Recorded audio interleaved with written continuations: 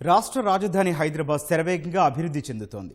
IT, వ్యాపారం, పరిశ్రమలు, ఉపాధి, ఉద్యోగ అవకాశాలతో ప్రపంచ స్థాయి నగరంగా ఎదుగుతోంది. కానీ ఇదే సమయంలో ఓ సమస్య మాత్రం హైదరాబాద్ను ఆందోళనకు గురిచేస్తోంది. రోడ్డు ప్రమాదాలు అంతకంతకు పెరుగుతున్నాయి. అధిక వేగం, ట్రాఫిక్ నిబంధనల ఉల్లంఘన, రోడ్ల నిర్మాణ లోపాలు, కొరవడిన పర్యవేక్షణ, ఇలా కారణాలు ఏవైనా ప్రమాదాల సంఖ్య నానాటికి పెరుగుతోంది. వీటి వల్ల ప్రాణ నష్టం మాత్రమే కాదు, అనేక కుటుంబాలు ఆర్థికంగా నష్టపోతున్నాయి. సొంత వారిని కోల్పోయిన కుటుంబాలు ఏళ్ల తరబడి ఆ బాధ నుంచి బయటకు రాలేకపోతున్నాయి. మరి హైదరాబాద్లో రోడ్డు ప్రమాదాలు ఎందుకు జరుగుతున్నాయి? ఏటా ఎన్ని ప్రమాదాలు నమోదవుతున్నాయి? ఎక్కువగా ఏ ప్రాంతాల్లో జరుగుతున్నాయి?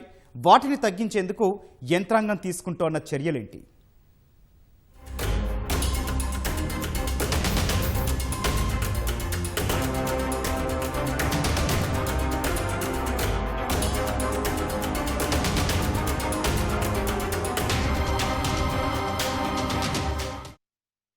మహానగరి హైదరాబాద్ లో రోజురోజుకు వాహనాల సంఖ్య పెరుగుతోంది. అదే స్థాయిలో అధికమవుతున్న రోడ్డు ప్రమాదాలు సామాజిక సమస్యగా మారుతున్నాయి. ముఖ్యంగా జంక్షన్లు, హైవేలు, రద్దీగా ఉండే కూడళ్లు, ఐటీ కారిడార్ ప్రాంతాల్లో ప్రమాదాలు ఎక్కువగా నమోదవుతున్నాయి. చాలా సందర్భాల్లో అధిక వేగం, మద్యమత్తులో వాహనాలు నడపడం, ట్రాఫిక్ నిబంధనల ఉల్లంఘనలే ఇందుకు కారణాలవుతున్నాయి. నగరంలో కొన్ని హాట్స్పాట్స్ ఉన్నాయి. ఇవి ఎక్కువగా జంక్షన్లు, ట్రాఫిక్ ఎక్కువగా ఉండే ప్రాంతాలు, హైవేల వద్ద ఉన్నాయి. ముఖ్యంగా చెప్పుకోవాల్సింది నేషనల్ హైవే 65 కారిడార్ గురించి. ఇది అత్యంత ప్రమాదకర రోడ్ స్టేజ్ గా గుర్తించారు. ఎల్బీ నగర్, హయాత్ నగర్, వనస్థలిపురం, అబ్దుల్లాపురం వంటి ప్రాంతాల్లో యాక్సిడెంట్ హాట్స్పాట్లు ఉన్నాయి. ఇది హైవే కావడం వల్ల హాట్స్పాట్లు, బ్లాక్ స్పాట్ల వద్ద ప్రమాదాలు తరచూ జరుగుతున్నాయి. కొన్ని సందర్భాల్లో రోడ్డు దాటుతున్న క్రమంలో కూడా చాలా మంది ప్రాణాలు కోల్పోతున్నారు.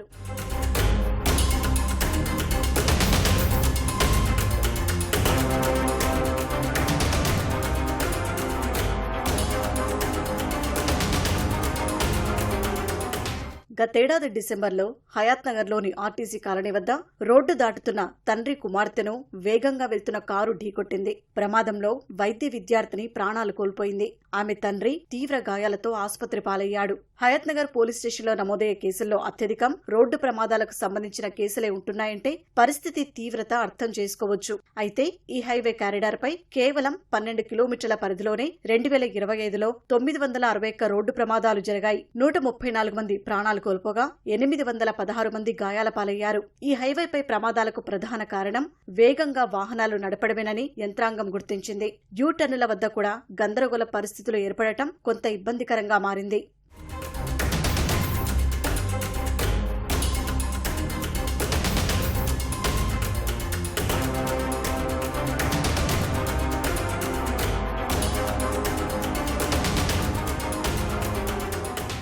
ఇక ఐటీ కారిడార్లోనూ ప్రమాదాలకు కారణమయ్యే హాట్స్పాట్లు తక్కువేమీ కాదు. మాదాపూర్, గచ్చిబౌలి, రాయదుర్గం, నార్సింగిసా చుట్టుపక్కల ప్రాంతాల్లో తరచూ రోడ్డు ప్రమాదాలు జరుగుతున్నాయి. ఈ ప్రాంతాల్లో 2023లో దాదాపు 800 ప్రమాదాలు జరిగాయి. 123 మంది చనిపోయారు. 685 మంది గాయాల పాలై ప్రాణాలతో బయటపడ్డారు. ఇక్కడ కూడా ప్రమాదాలకు ప్రధాన కారణం ఓవర్ స్పీడే అని అధికారులు తేల్చారు. దానికి తోడు ఐటీ ఉద్యోగుల ప్రయాణాలతో కిక్కిరిసిపోయే రోడ్లు, భారీగా ట్రాఫిక్ జామ్, నైట్ డ్రైవింగ్, రేసింగ్లు, అధికంగా బైక్లు, కారులు వాడటం వంటి కారణాల వల్ల ప్రమాదాలు ఎక్కువగా జరుగుతున్నట్లు తెలుస్తోంది. అలాగే ఈ ప్రాంతాల్లో జంక్షన్లు, రౌండబౌట్లు కూడా ఎక్కువే. అయితే అత్యధిక ప్రమాదాలు సాయంత్రం 6 నుంచి 9 గంటల సమయంలోనే జరుగుతున్నట్లు అధికారులు గుర్తించారు.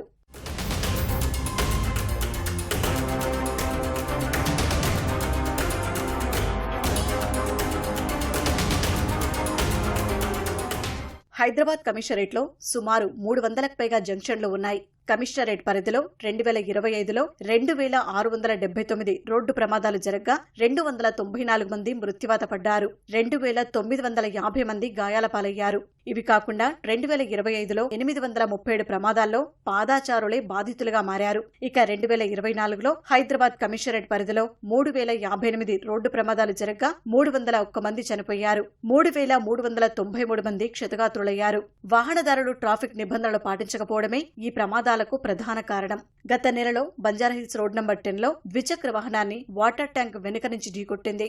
ఈ ప్రమాదంలో బైక్ పై ఉన్న ర్యాపిడో డ్రైవర్, బైక్ బుక్ చేసుకున్న యువతి మృతి చెందారు. ఒక్క 2023లోనే హైదరాబాద్, సైబరాబాద్, రాచకొండ కమిషనరేట్లలో 9000కు పైగా రోడ్డు ప్రమాదాలు జరిగాయి. 1700 మందికి పైగా మృతి చెందారు.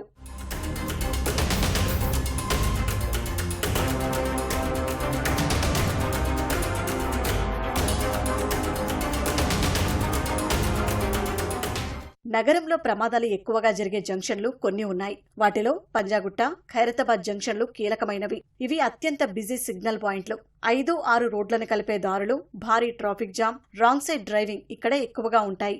దీనివల్ల ఇక్కడ తరచూ ప్రమాదాలు జరుగుతుంటాయి. ఇక్కడ నిత్యం బస్సులు, ఆటోలు, బైక్ల రద్దీ ఉంటుంది.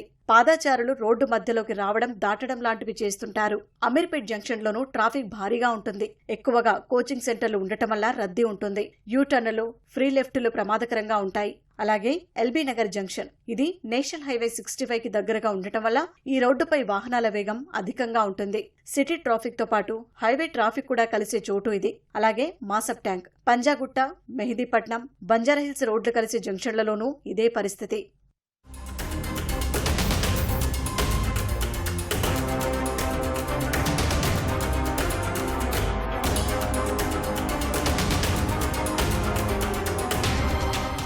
గచ్చిబౌలి జంక్షన్, ఇది ఐటీ కారిడార్లో కీలకమైంది.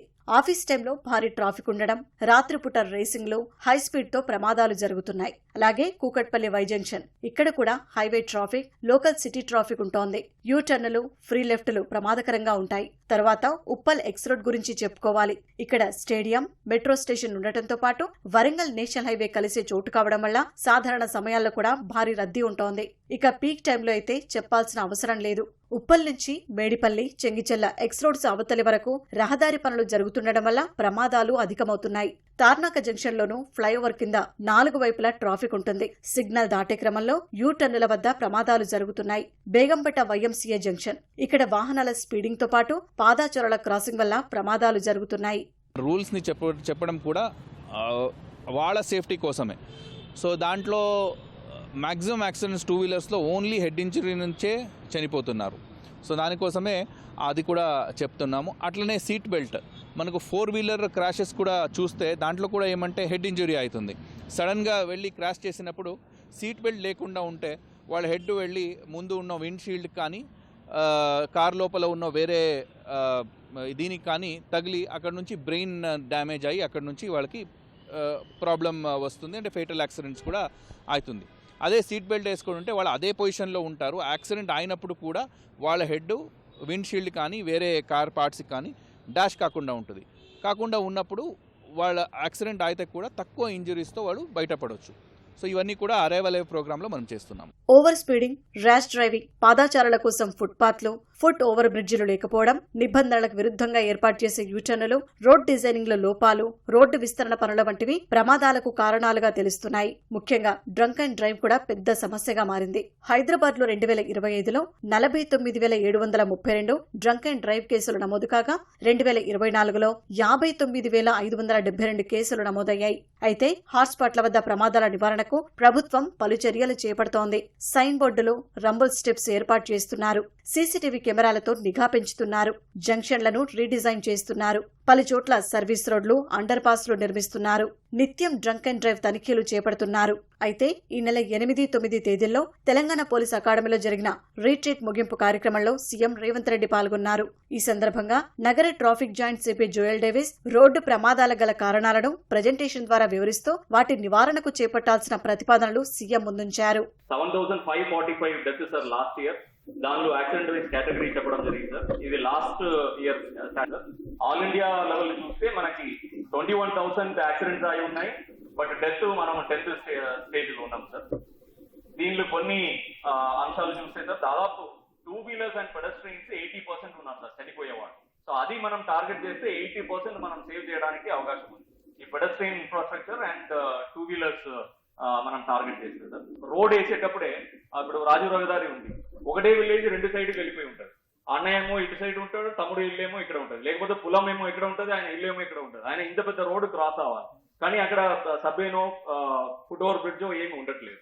అది మనం ఇప్పుడు రేడియల్ రోడ్ అలాంటిది ప్రాజెక్ట్ లోనే దాన్ని రూపొందిస్తే ఇలాంటి పెడస్ట్రియన్ యాక్సిడెంట్స్ జరగడం తగ్గించవచ్చు సార్. హైదరాబాద్ లో భారీ ట్రాఫిక్ నేపథ్యంలో రోడ్డు ప్రమాదాలను నివారించేందుకు వాహనదారులు ఖచ్చితంగా కొన్ని జాగ్రత్తలు పాటించాలని పోలీసులు సూచిస్తున్నారు. స్పీడ్ లిమిట్ ను మించకూడదు. బైక్ పై వెళ్లేవారు హెల్మెట్, కారులో వెళ్లేవారు సీట్ బెల్ట్ ఖచ్చితంగా పెట్టుకోవాలి. ఎట్టి పరిస్థితుల్లో కూడా మద్యం తాగి వాహనాలు నడపకూడదు. అలాగే డ్రైవింగ్ చేస్తూ ఫోన్ మాట్లాడకూడదు, చూడకూడదు. రెడ్ సిగ్నల్ పడితే క్రాస్ చేయకూడదు. వాహనానికి మధ్య సరైన దూరం పాటించాలి. అలా చేస్తే ముందున్న వాహనం సడన్ బ్రేక్ వేసినా ప్రమాదాలు జరిగే అవకాశాలు తగ్గుతాయి. రాంగ్ సైడ్ డ్రైవింగ్ చేయకూడదు. ముందున్న వాహనాలను ఓవర్టేక్ చేసేటప్పుడు అప్రమత్తంగా ఉండాలి. ఎప్పుడు కూడా ప్రజలు ఏమనుకుంటారంటే ఒక ఫైన్ వేస్తే ఈ ఫైన్ పోలీసు ఓన్లీ ఫైన్ వేస్తున్నారు అని అంటారు. ఈ ఫైన్ వేయడం వెనక ఒక రూల్ ఉంది. ఆ రూల్ వెనక ఏమంటే మీ సేఫ్టీ ఉంది. సో డెఫినెట్లీ మీరు ట్రాఫిక్ పోలీస్కి కోఆపరేట్ చేయాలి. మీరందరూ కూడా ట్రాఫిక్ రూల్స్ పాటించాలి. ఇది మీకు కూడా మంచిదే అండ్ వేరే ప్రజలకు కూడా మంచిదే. ఒక పనికి వెళ్తుంటే అందరూ 4 వీలర్స్ తీసుకొని వెళ్ళడము, ఒకరే ఉంటే కూడా 4 వీలర్ తీసుకొని వెళ్ళడము అవాయిడ్ చేయాలి. సో మీరందరూ సహకరించి మీరందరూ కోఆపరేట్ చేస్తేనే మనము ట్రాఫిక్ కంజెషన్ అనేది తగ్గించవచ్చు. ఒక సిటీ డెవలప్ అవుతున్నప్పుడు డెఫినెట్లీ ఆ సిటీలో ఉన్న ప్రజలు ఎవరున్నారో అందరిది కూడా డెఫినెట్లీ ఇన్కమ్ కూడా పెరుగుతుంది. రోడ్డు ప్రమాదాల ప్రభావం నగరవాసులపై ఎన్నో విధాలుగా ఉంటోంది. చాలా మంది ప్రాణాలు కోల్పోతున్నారు. అనేక మంది దివ్యాంగులుగా మారుతున్నారు. ఇంకొంతమంది తీవ్ర గాయాలతో ఆసుపత్రుల పాలవుతున్నారు. ఆసుపత్రి ఖర్చులు ఆ కుటుంబాలకు భారంగా మారుతున్నాయి. ఇంటి పెద్ద చనిపోయినా, గాయాల పాలైనా ఆదాయం తగ్గి ఆ కుటుంబం అనేక ఆర్థిక సమస్యలను ఎదుర్కొంటోంది. అందుకే ప్రభుత్వ సహకారంతో పోలీస్ శాఖ అరైవ్ అలైవ్ కార్యక్రమాన్ని చేపట్టింది. రోడ్డు ప్రమాదాల నివారణ, రహదారి భద్రతపై విస్తృత అవగాహన కల్పిస్తోంది. ఓ ప్రమాదం కేవలం ఒక వ్యక్తి జీవితాన్నే కాదు, మొత్తం కుటుంబ భవిష్యత్తునే మార్చేస్తుంది. ఈ క్రమంలోనే రోడ్డు భద్రతపై అవగాహన పెంచేందుకు ప్రభుత్వం మరిన్ని కార్యక్రమాలు చేపట్టాల్సిన అవసరముందని నిపుణులు చెబుతున్నారు. ప్రమాదాలను తగ్గించాలంటే ప్రభుత్వం మాత్రమే కాకుండా ప్రజలు కూడా బాధ్యతగా వ్యవహరించాలని సూచిస్తున్నారు.